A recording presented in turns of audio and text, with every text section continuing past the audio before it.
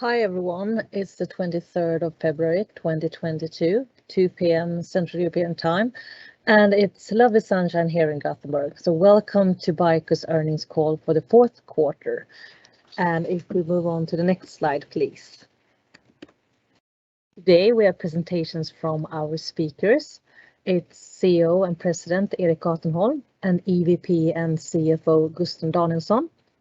They will be presenting a brief overview of the fourth quarter and a more in-depth financial update for the fourth quarter 2021 and full year 2021. We will also guide you on our sustainability platform and follow up on our focus on profitability. We'll also give you some updates about M&A, customers, and product launches. After presentations, we will move on to a Q&A session, and I will be back with further instructions on how to participate. You can already now use the live event Q&A to the right and post questions. Those questions will be released during the Q&A. And by that, I hand over to Erik for an overview of the quarter. Thank you so much, Isabel, for that introduction, and thank you everyone for attending today. I'm excited to report our Q4 numbers. Of course, without further ado, let's head over to our group overview slide.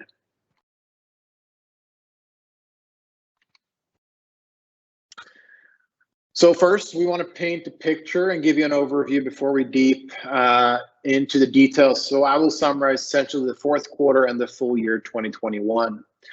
We can report strong sales numbers for Q4 and for the fiscal year 2021 with 519 million crowns in quarter four and about 1.25 billion crowns for the fiscal year 2021.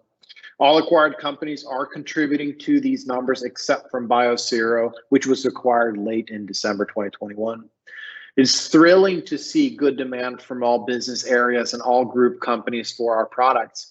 And I would like to highlight strong demand for our liquid handling offering, primarily from Dispendix, as well as cell line development solutions, which are sought out after for identifying and developing new drugs, where Cytena has a very strong product offering. It's also very pleasing to see that the group's bioprinting and bioprinting technology and workflows products continues to generate good sales and good demand. The sales are also driven by acquisitions made during the year. And as you know, who followed us, we have had a very, very exciting 2021 where we built a strong foundation for BICO. For this quarter and onwards, we're releasing a new key metric, and that is adjusted EBITDA. The reason for this is to increase the transparency regarding items affecting comparability in the group's accounts. And if we move forward to the next slide, we can see the full year. Let's see here. Well, first, actually, let's summarize the challenges that we've had from Q3. So looking at the challenges that we had in Q3, these challenges were mainly short-term supply chain issues that we had experienced in our Q3 period. Now, these challenges were mainly addressed throughout the fourth quarter, and we're, of course, very thankful and proud to see the hard work from our leadership from mainly the three organizations that were affected in Q3. So Echo, Nanoscribe, and Genolis. And we're very thankful for the hard work that was done. We've done great progress in operational improvements. We've done great improvements in supply chain strategies. We've increased inventory levels, sourcing on business area levels for shared components, but also individual components. We've also improved agreements and partnerships with key suppliers to ensure that these solutions are long-term and sustainable. In terms of recruitments, we have focused heavily on, of course, recruitment of manufacturing personnel. And with technical expertise, we've optimized our production processes to increase our efficiencies. And this has, in turn, of course, led to the continuous success in Q4. The success and improvements that we've seen in Q4, we are hoping to continue to see that through Q1 and Q2 as well for 2022.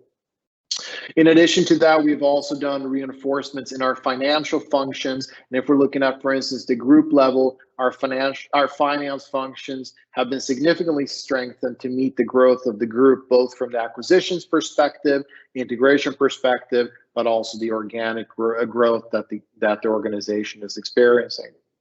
So with the new resources and improved processes, we have increased our transparency, and we will also ensure, of course, that the control over the subsidiaries, their reporting, and their operational challenges is something that we'll continuously monitor on an improved basis moving forward. So with that, we're quite confident that the short-term challenges that we were experiencing in Q3 have been managed and improvement plans have been met, and we're seeing strong improvements already, as we mentioned, in Q4, and we'll continue to see in Q1. With that being said, I will hand over to Gusten.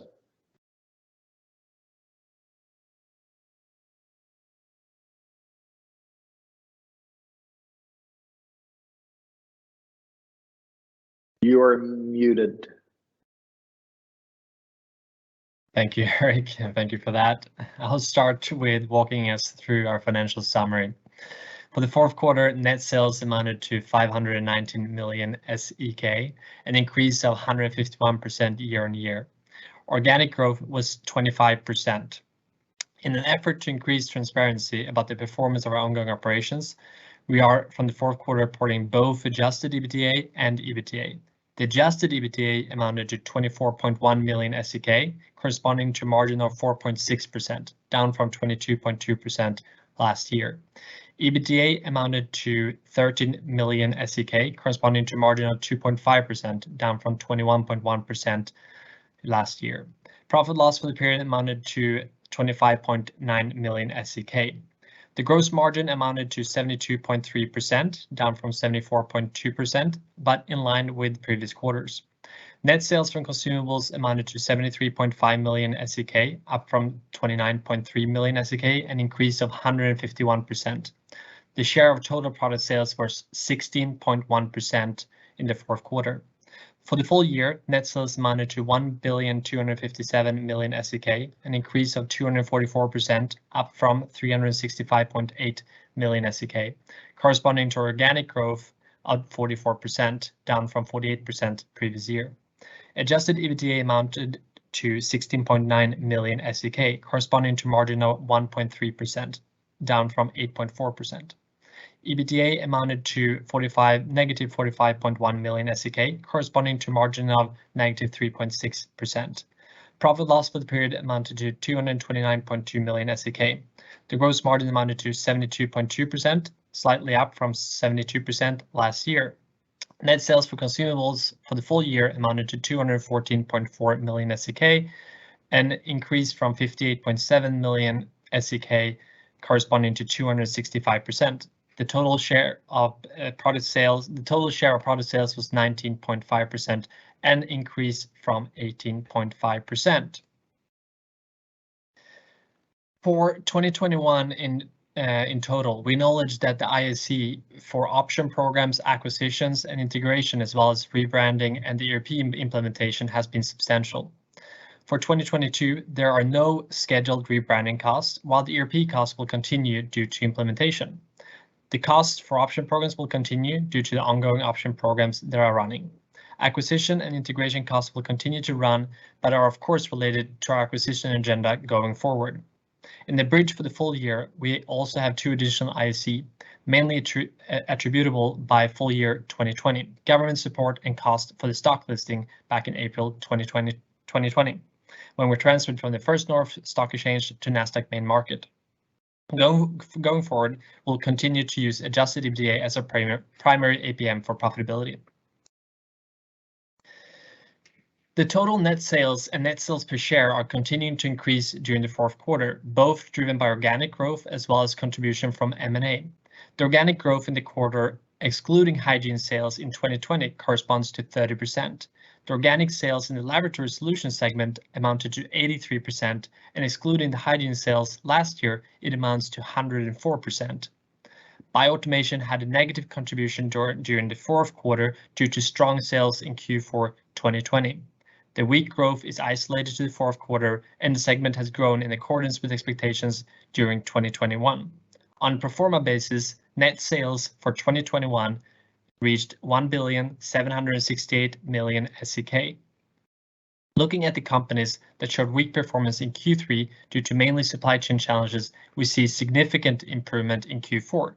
These companies shows between 43% and 145% higher sales in Q4 versus Q3. The gross margin amounted to 72.3%. We saw stable gross margin development during the quarter. The product mix has changed significantly during the year and will continue to change during 2022 due to the M&A contribution as well as growth. The share of revenue from consumables in relation to total sales and total revenue have increased during the year and is now 19.5% on an LTM basis, up from 12% last year. During the fourth quarter, 16% of the total product revenue was consumables, lower than previous quarters due to the strong instrument sales in the end of the quarter. Breaking down the organic growth year-over-year per region for the fourth quarter. For North America, we can see that organic growth has been strong throughout the year and the market amounts to 50% of our total sales. Europe has been lagging the US market in growth throughout the year due to more long-lasting COVID effects as well as a newer sales organization. In the fourth quarter, the growth rate is hampered due to exceptional growth in Europe during Q4 2020.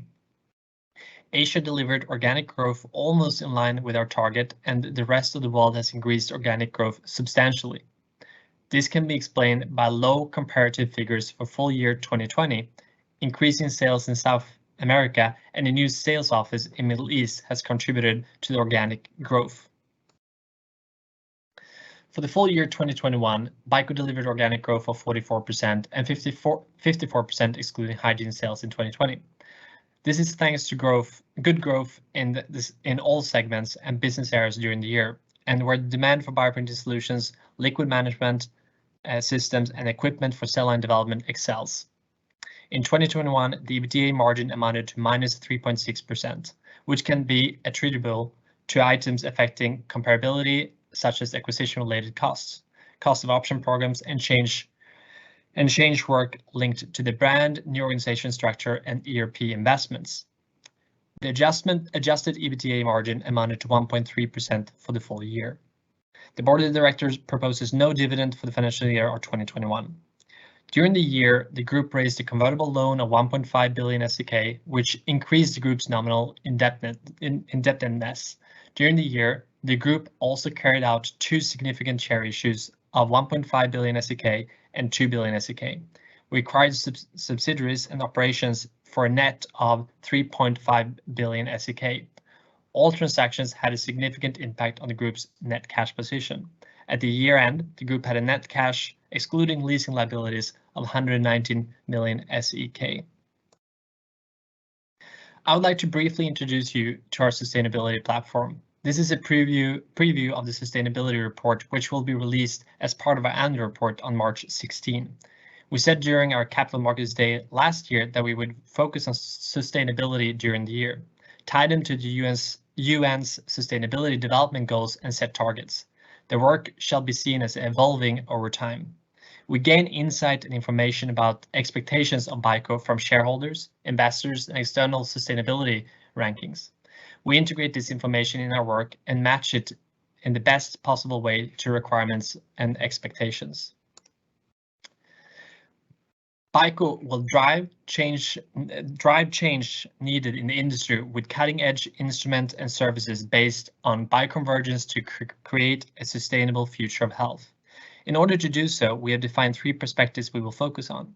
For the Sustainability Development Goals, BICO is focused on Goal 3, 9, and 12, since these are the goals that BICO can influence the most and which in turn impact BICO the most. Our main focus is the third goal, good health and well-being, since it's highly connected to our offering and commercial focus. Our ESG platform connects bioconvergence with three different perspectives that defines our operations, our people, our offering, and our planet. They're interconnected by the mid-section, the BICO way, where you can find the code of conduct, whistleblower policy, etc. Our people is based on the group's overall HR strategy, which shows that this part of sustainability is fully integrated in the business. It consists of group-wide initiatives and measurement tools such as employee engagement survey. Ultimately, the strategy connects to having prosperous employees that are offered the opportunity to develop in an innovative environment where the work environment is safe and secure. Our offering is characterized by aspects related to business acumen, such as code of conduct and how we act in business situations, development of sustainable offerings and sustainable product processes, as well as responsible collaborations and supplier relationships. Our planet is about environmental factors, the choice of renewable energy sources, etc. We spent the past year building the framework, introducing the group companies to the platform, and established a reporting structure to create a baseline and set KPIs for the upcoming years, which I will show you on the next slide. For 2022, we will focus on implementing sustainability initiatives from the subsidiaries, starting working with our climate action plan, training employees on our new code of conduct, establishing code of conduct for suppliers for more daughter companies, set non-financial targets for the BICO group to be launched with the financial targets during 2022. We will also review the sustainability policy, to name a few of our initiatives. On the next page, we highlight some of the KPIs. We measure many parameters, and our focus has been to establish a baseline. Our people. It is important for us to continue to make sure that our employees are engaged and that we can retain our talent and ensure that we can offer a safe workplace. For our offering, we will continue to measure that we keep our promises to our customers. We are proud of our rating. Also, KPIs relating to business acumen and our code of conduct are important. We're growing fast, and with that comes a responsibility. For our planet, we will focus on initiating a climate action plan for the group, where the goal is to be climate neutral by 2040. We believe that the group has potential over time to address more environmental aspects. This was a brief introduction, and I'm looking forward to communicating more on our ESG agenda in future calls, and that I will continue to talk about it, our overall focus for 2022, profitability. We have already mentioned profitability, and in this section, we will address how this shall be achieved going forward. We need a two-folded focus, commercial and cost. Here are a few things that are working with, which we also highlighted in the CEO segment. We will have shifted to work focus in our business areas and group companies according to the group structure, which is developed during the year. We've scaled back on the group functions. Group companies will renegotiate supplier agreements based on their increased volumes as individual companies, but also as part of the group.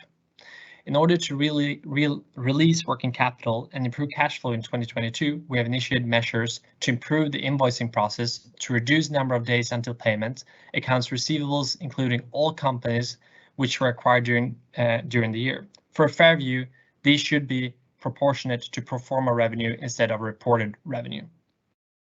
BICO made several major investments to build the group long-term during 2021, and we are continuing to invest in R&D to deliver on our ambitious agenda for product development.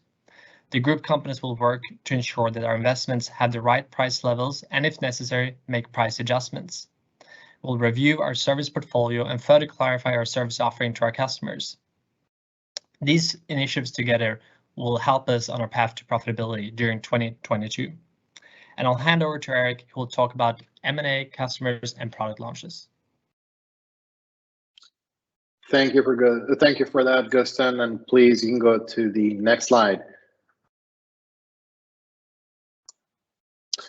Our mission continues to be throughout 2022 and moving forward continues to be that BICO will continue to enable the organ and tissue printing industry. This is a mission that has been core to us since the beginning of our journey and will continue to lay as a foundation as we move into the future. It's going to be an important foundation and is going to enable us to continue to see growth and profitability for our business moving forward. Next slide, please. If we're looking just briefly on our journey and what got us from the start, we started the company in 2016 as the first bio-ink company in the world, and we expanded quickly into bioprinting technologies. The company was then listed on the NASDAQ First North. A year or two later, we identified bioprinting workflows as a focus area and as a major driver for our growth moving forward.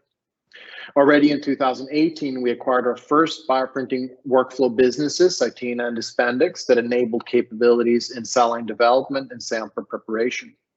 This expanded our printing capabilities to nanoliter range and also single cell range. At this time, our desire to expand analysis and automation became an important part of our workflow.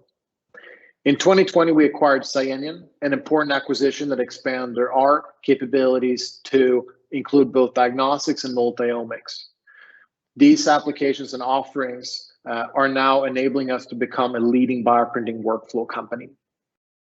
Moving forward in 2021, several bioprinting workflow acquisitions were made. Matic and Visigold opened up a tissue service business, Genolis Q Instruments enhanced automation business, and Echo expands our analysis business. We've continued to identify automation software as a gap in our portfolio, a gap that was filled at the end of 2021 with the acquisition of Biosero. We're excited to today report that we are the leading bioprinting workflow company, and we will continue to focus on this business moving forward, both through acquisitions as well as organic growth and development of products and technologies. We're also identifying to be leading in bioprinting. It's required for us to do a convergence of a wide range of technologies, hence the focus on our bioconvergence agenda, which will drive us forward for the next coming decade. Next slide, please. Looking at our core portfolio and what we offer as products, we have a portfolio of hardware solutions, including some of our bioprinters and liquid handling robots, reagents and consumables, including our nozzles, bioinks, and cartridges, as well as software solutions, which offers biological monitoring, design and simulation, and now through the acquisition of Biosero, automation capabilities. We see great potential and growth potential for the company moving forward, both in the software solutions area as well as service solutions, which is going to be an increasingly important aspect for our customers moving forward. Next slide, please. The acquisition of the German Q Instrument, which is a leading company in advanced sample preparation for biomedical and life science research and clinical diagnostics, was completed on October 15th, 2021. And the purchase price amounted to 631.6 million Swedish crowns. The second acquisition was done in Q4, which was the acquisition of American Biosero, a leading software provider for automation workflows and laboratory connectivity. This was completed on December 28th, 2021. The purchase price amounted to 1.514 billion crowns. Now, in the future, to continue our M&A agenda, we will prioritize smaller and complementary so-called bolt-on acquisitions in the areas of software, consumables, and services. Next slide, please.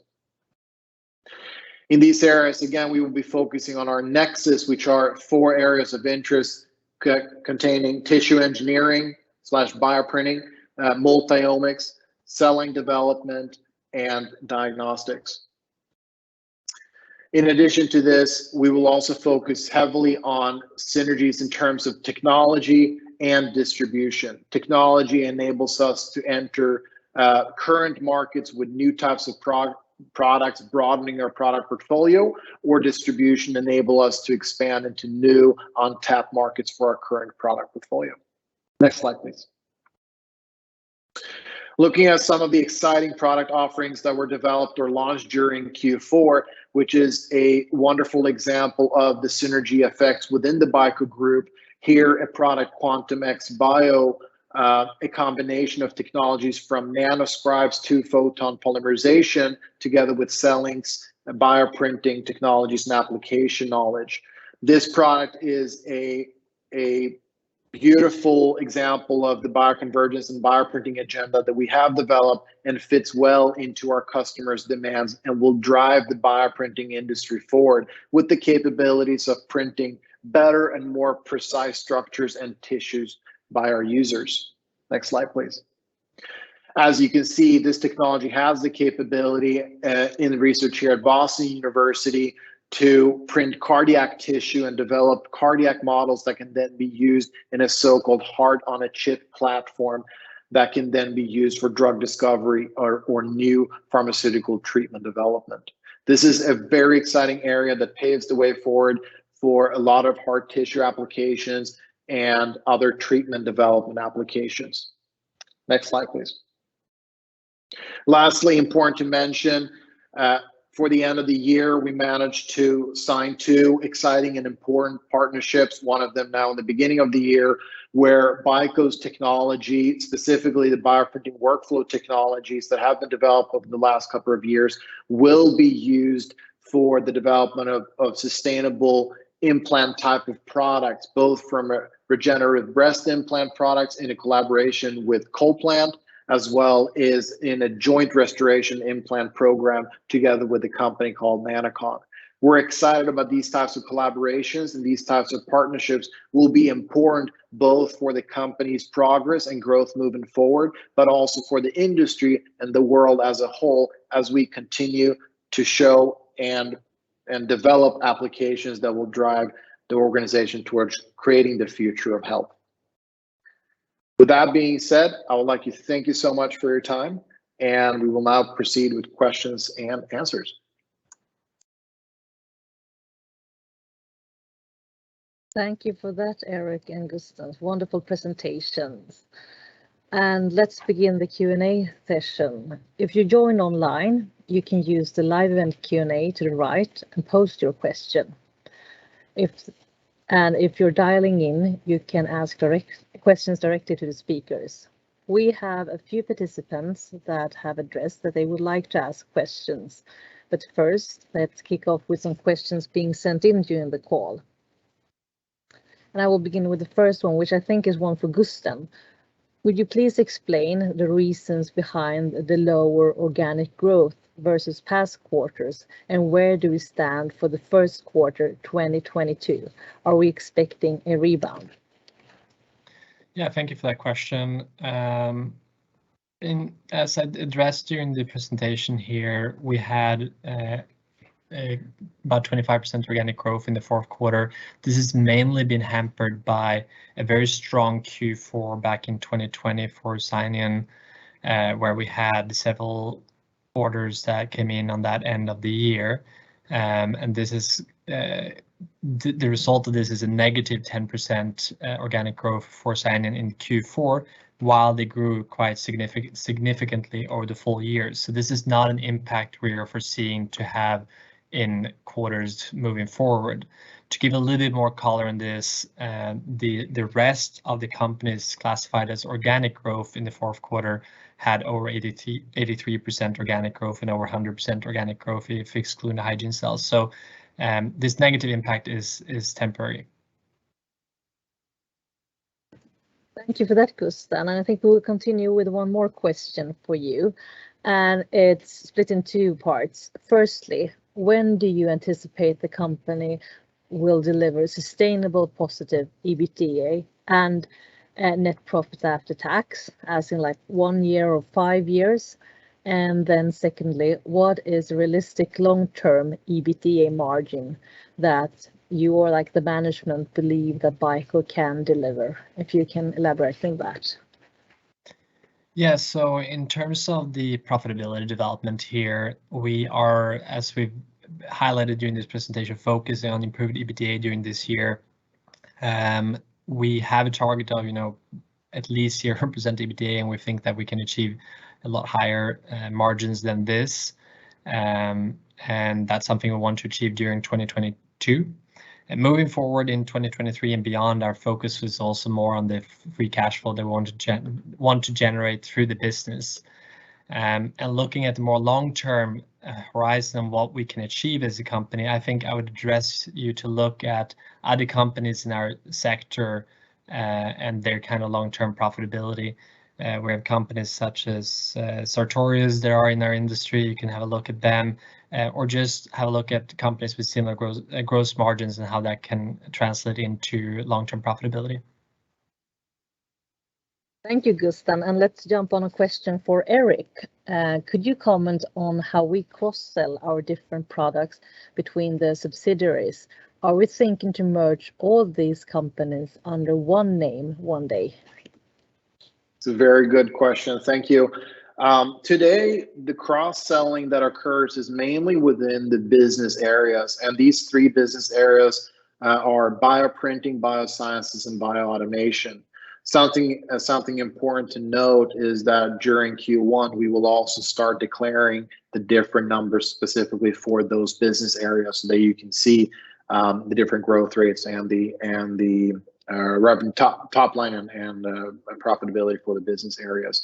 Now, looking at the sales and commercial process within the areas, there are some business areas that have very close synergies in terms of the products they offer. There are technologies and products or companies within the group that have very close synergies with all the technologies and portfolios within the group, and then there's some that are more standalone. What's important to state is that what we are working on is building a larger consolidated group of organizations that enable our bioconvergence agenda. That means we need to add a lot of different technologies and products to be able to achieve this big picture. Now, in the future, there might be a future in the coming decades where we be one brand. But as of now, we will focus on a decentralized focus and decentralized organizational structure and architecture so that we can achieve our profitability goals and continue to grow. Thank you, Eric. And now back to Gusten and a question about account receivables. Would you explain the jump in account receivables? Do we expect a significant decrease in the coming months? And for inventory, are we going to build inventory for the first quarter of 2022 too? Or was Q4 enough regarding supply chain issues? You're on mute, Gusten. Thank you, and thank you for the question. In terms of the buildup of account receivables, there's a couple of driving reasons here. As you can see in the report, roughly 180 million of the buildup is through the acquisitions we've done during the year. These companies has also grown quite significantly during the year, and the contribution to accounts receivables is roughly 250 million of the companies that we acquired during the year. If you're looking at this in relation to our revenue, you should consider the pro forma revenue, which is roughly 1.77 billion SEK. Moving forward, we have quite a big focus on decreasing net working capital as well as accounts receivables. We see that there's a lot of low-hanging fruit. A lot of the companies can improve the invoicing and dunning processes, and we see that this will have a positive impact on net working capital, or especially accounts receivables, over the next couple of quarters. In addition to that, we saw that a lot of the revenue came late in the quarter and late in the year, so we had quite significant revenue in December 2021, and of course, since Q4 is the strongest quarter of the year, this means better cash flows in Q1 in relation to Q4. We also see that inventory buildup that we've done to protect ourselves from supply chain issues. We don't see that we need to continue this buildup, and we foresee that we'll be able to decrease our inventory levels in relation to our net sales during the year as we feel safer with this supply chain in the world. So we have a lot of low-hanging fruits here, and we will see a lot of improvements in cash flow over the next few quarters. Thank you, Gusten. And I think we have one last question here that has been sent in, and it's regarding to the path to profitability. What can you share with us regarding group cost growth relative to group sales growth in full year 2022 estimate? For example, should cost growth continue to exceed sales growth as in previous years? The short answer is no. We see that the sales growth shall and will exceed the cost increases during the year. We see that the group, in terms of the group company, will not grow in size or cost base during the year. We've established an organization that will be able to handle a quite substantially bigger organization than we are today. Down on the daughter companies, we had a lot of recruitments in Q4 2021, and now in 2022 we've decreased the spendings and new recruitments in a lot of the daughter companies, meaning that we foresee a net sales growth that exceeds the growth of our personnel costs as well as external costs during the whole year of 2022. Thank you, Gusten, and thank you, Eric, for your answer. Now let's move on to the questions on the line. And I would like to welcome Ulrik Dattner from Carnegie to ask your questions. Please unmute yourself by pressing star and 6.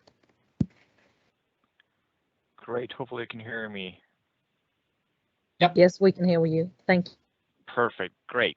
I have 3 questions, if I may. Can I start off with congratulations on a good quarter. As you mentioned initially during this presentation, you had quite a significant improvement in Discover Echo, Nanoscribe, mainly in comparison to Q3. How much of that revenue is attributed to the delivery issues in Q3, i.e., how much was pushed from Q3 into Q4? Is trying to get some understanding on the performance of these businesses.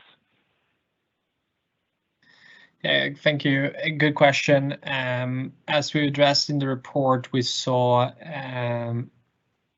significant improvements in the companies that had supply chain issues in Q3 into Q4, and the performance was between 43% and 143% higher revenue in Q4 versus Q3. And I wouldn't say that you've seen a boosted Q4 because of delays in Q3. That's definitely not a substantial impact on the fourth quarter. I'd rather say that we came up to the levels where we wanted to be in Q4, and we are still to catch up over the next year in terms of what we missed out on previously. Great. So next question, going back to the account receivables, and I've been doing my calculations looking at the pro forma revenues of your acquired businesses, but it looks like the old BICO, selling to Spendix and Cytina, have quite a bit more extended day sales outstanding compared to the acquired businesses as well as to Cyanion. Is there any reasons for why that is, and what is really done to lower account receivables over time here? Yeah, no, it's a correct observation. We see longer or DSOs in those 3 entities in relation to the acquired businesses. This is related to a few different aspects, and we've addressed a few of them previously here in terms of the cycles of sales, but also we see that there's been a significant potential for improvements of the invoicing and dunning process in our US entity that maintain all our US sales for these 3 companies. So there's a lot of low-hanging fruits that will improve this there. We also see this in relation to some of the deals and sales that we've done in terms of the payment terms that have been longer for a few bigger deals where they've been paying over time, and that we've been maintaining all of financing and leasing our own balance sheets. So we will see significant improvements. We've done changes down to the sales organization in terms of what terms they are allowed to give, all the way to the invoicing in terms of getting invoices out faster, reminders out faster, and collection faster. It's very low-hanging fruit. We've seen both impacts from being understaffed and processes that hasn't been in place, and we see improvements already now in Q1. And to address this additionally, we haven't seen any significant risks for that our customers won't be paying. They're very they have very good credit in terms of our customers. Most of them are pharmaceutical companies or academic institutions. So we're looking forward to show the improvements over the next few quarters here. Okay, great. Last question on my end. Adjusted EBITDA, looking at a few cost items integrated or sort of in these numbers. Integration costs, rebranding costs, option costs will obviously continue. Integration cost that has been running roughly at 13 million per quarter, expecting this to continue over 2022, given that there are a few companies still being integrated, as well as rebranding quite some, and ERP quite some cost. I'm guessing rebranding will be non-recurring. How much was sort of the rebranding out of that total amount? And sort of i.e. which the amount that won't be recurring, so to speak. Yeah, no, that's a good question. We spent about 16.7 million on the ERP and rebranding last year. The majority of that, more than 10 million of that, is for the ERP system, and I'd say we probably spend the same amount this year on the ERP system. Meanwhile, the whole rebranding, restructuring, it's not, you know, just bring out the brand that is the cost here. It's the whole restructuring in terms of the how the group organization was structured, and we spun out selling out from BICO into a new daughter company and so on. So that cost is absolutely not recurring either. And in terms of the acquisition and integration costs, I can address that as well. Almost all of this is pure acquisition costs. It's just a very little part of this as integration costs. We don't really identify all the integration costs, as it's mainly staff and operations here that are affected. So, you know, 95+% of this is the actual acquisition costs. Great. Well, thank you, and I'll get back into the queue. Thank you for your questions, Ulrik. And let's move on to Rickard Anderkrans from Handelsbanken. So please unmute yourself by pressing star and 6. All right. Thank you for taking my questions. Hopefully you can hear me as well. So starting off here, could you just please explain the revaluation of the purchase prices here? Seems to be boosting earnings a little bit in the quarter, if I'm not incorrect. The other operating income line was quite significant here. Just trying to understand, that would be very helpful to start off with. Thank you. Yeah, in terms of the transactions we did last year, a few of them have earnouts or additional purchase price to be paid during the next coming years. And by the end of the year here, we reassess the potential of all of this being paid out. Due to some of the supply chain issues, to mention one aspect here, we've assessed a lower probability of having to pay out the fully assessed earnout. And this is mainly related to both the earnouts that we could potentially be paid out for the performance during 2021 into 2022, as they're connected in this earnout structure. So it's like basically a lower probability of paying out the full earnouts, and it's a very small effect. I think this is roughly 10% of the total earnout potential over the next couple of years here. That's super helpful. Thank you. And on the new financial targets here that we can expect in 2022, can you comment anything on the timing of those? And could you also comment how you will design them? Clearly, you'll probably include adjusted EBITDA, but will you also include anything on cash flows or any return measurements or anything like that? We will come out with more information during the year here. I would say that it's most likely the second half of the year we will address with new financial targets. I can't really say what they will be at this stage. I think there will be an increased focus on profitability. And I mean, here in the company, our focus is to generate free cash flow as fast as possible to be able to finance our own operations and acquisitions moving forward with free cash flow. If that will be part of the targets, it's too early to say. All right, thank you. And just can you help us think about price increases and gross margins going forward? Because presumably there's some supply chain and raw material headwinds that will continue a bit here as well. Yeah, we see that our daughter companies have quite significant pricing power for the products. We've done price increases all across the product portfolio. The lowest price increases we've seen in the portfolio is 3 to 5% in one company, and the highest is 20%. A lot of them are around 10% in price increases for 2022. So it's a wide range of price increases, and depends on the products. It's hard to translate to what it means in absolute terms, but we see that we have more pricing power than our suppliers have, and we do not foresee a decreased margins due to the inflation that we see in the market right now. Fantastic. And the final one from me, can you talk a little bit about the opportunities you see in various, production and licensing agreements with partnerships ahead? Because there has been some activity there that was mentioned in the report and the presentation as well.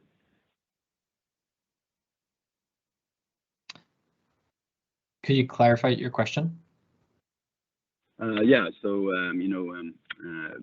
for example,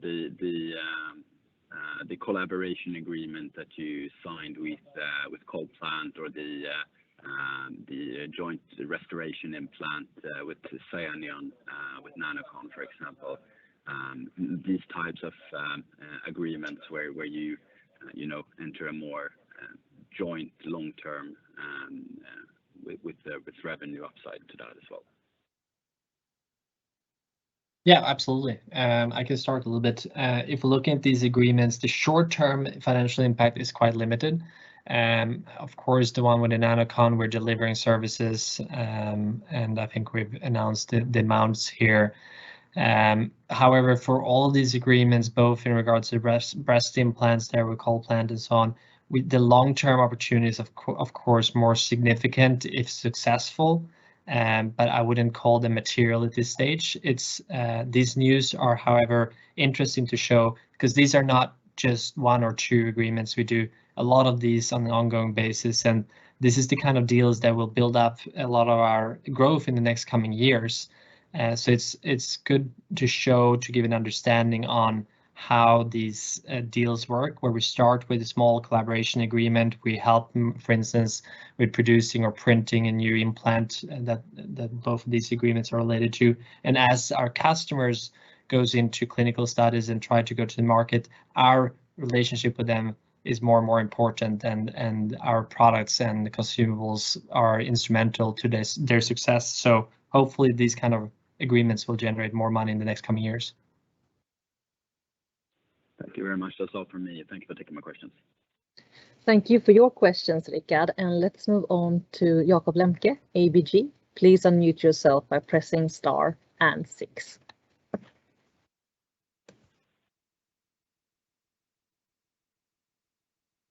Hi, good afternoon. I hope you can hear me. So I have 2 questions, and I'll start with your integration strategy. Maybe you can give some more color on that and how it balances with your decentralized model.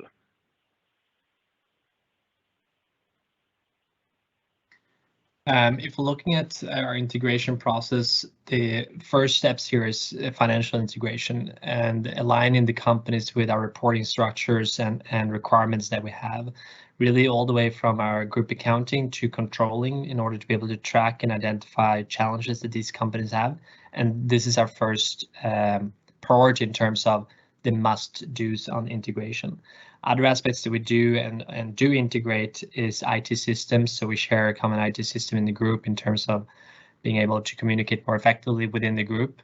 And then for certain companies, we're rolling out ERP systems, Salesforce systems, or CRM systems, to better being able to collaborate across the portfolio. We have other kind of integration initiatives where we do lead sharing and bundling within the companies.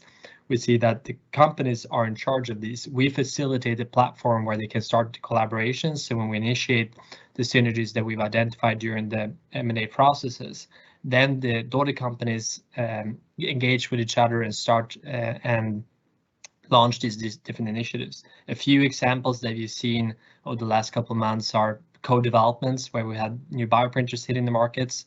We've seen co-developments where we have products such as the C-Station hitting the market, as well as different bundling that our companies are doing in the group. So the companies operate on a fully decentralized structure, and they are in charge of their own business. However, we facilitate an extensive platform for how they can collaborate and find synergies quite rapidly. And our focus on integration is systems, reporting, and realizing these synergies among the group companies.